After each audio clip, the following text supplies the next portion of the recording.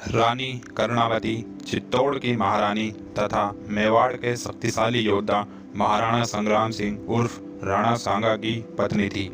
वह महाराणा उदय सिंह की मां तथा महाराणा प्रताप की दादी भी थी।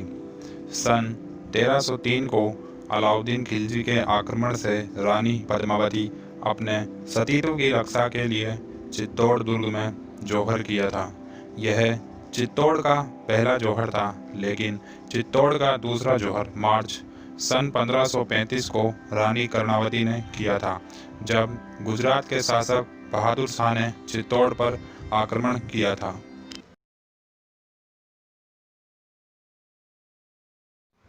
रानी कर्णावती बूंदी की राजकुमारी तथा नरबद्धहाड़ा की पुत्री थी। सन 1527 में महाराणा सांगा मुगल शासक बाबर से खानवा के युद्ध में पराजित हो गए थे, लेकिन जब महाराणा सांगा ने बाबर को पराजित करने के लिए युद्ध की तैयारी करी तो उनके ही विश्वस्त सरदारों ने महाराणा सांगा को जहर देकर मार दिया। उनकी मृत्यु के बाद उनके बड़े पुत्र रतन सिंह को मेवाड़ का अगला शासक बना दिया गया। रतन सिंह की माता का नाम धनबाई था। रानी कर्णावती महाराणा सांगा की दूसरी पत्नी थी।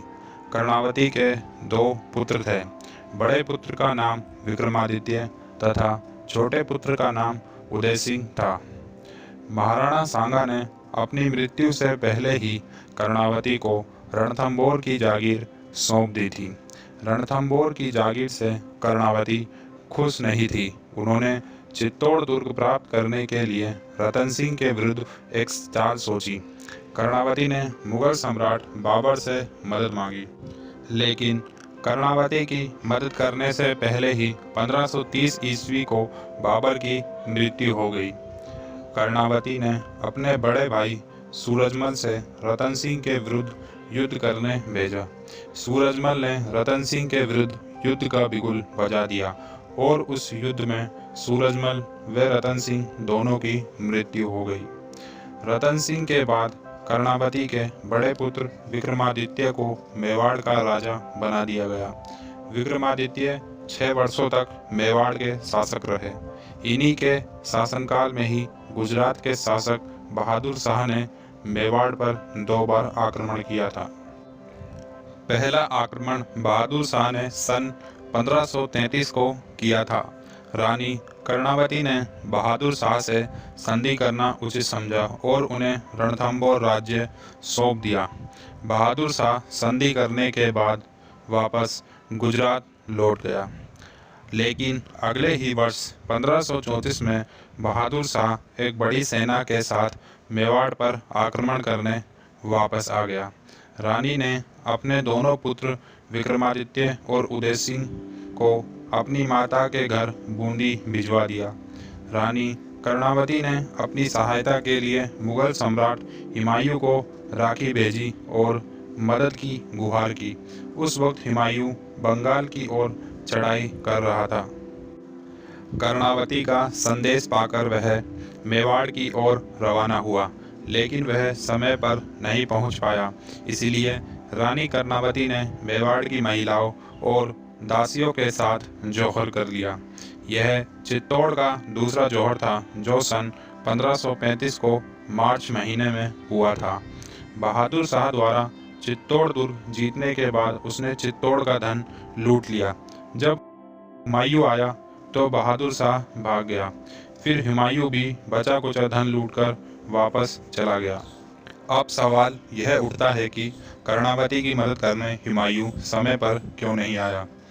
इतिहास के पीछे का सच कुछ और ही कहता है। जब रानी कर्णावती द्वारा राखी भेजकर मदद की गुहार की गई तो उस वक्त हुमायूं बंगाल पर चढ़ाई कर रहा था और वहां हिंदू मंदिरों को तोड़ रहा था।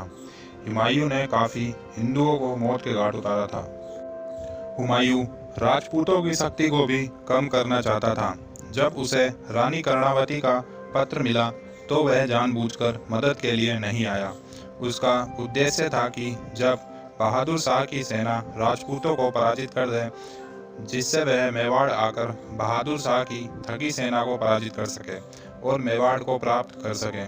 इसी कारण जब हुमायूं चित्तौड़ आया तो उसने सारा धन लूट लिया और वापस चला गया। हुमायूं के जाने के बाद सिसोदिया सरदारों ने वापस विक्रमादित्य को राजा बना दिया, लेकिन मेवाड़ पर अधिकार हुमायूं का ही था। हुमायूं भारत में ज़्यादा समय तक नहीं रह पाया।